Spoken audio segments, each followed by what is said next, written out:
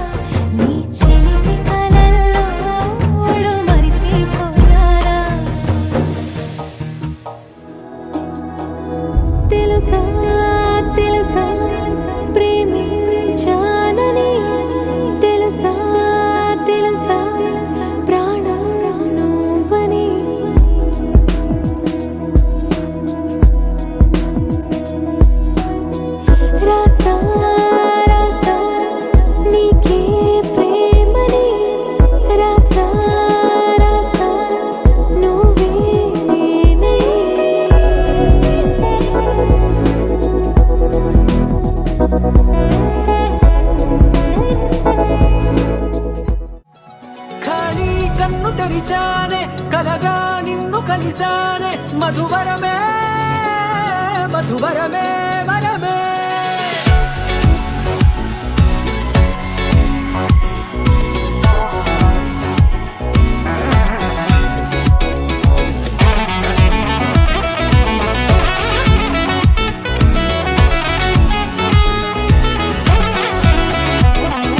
నేడే తెలిసే నానువెవరో, నాలో మెరిసే చిరునవ్వెవరో.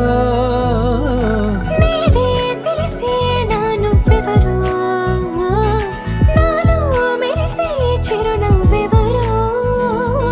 నిన్నే చూసి పులకింత ఉయ్యాలుగ జగమంతా, గొంతే దిగని దిగులంతా ఇట్టే చెరిగెనే. రాచేయి పట్టి నిన్ను నడిపిస్తా, భూగ్రహపు అంచులలో విహరిస్తా, గగనాల నందుకొని ఆ చోటే తొలి ముద్దే నీకందిస్తా.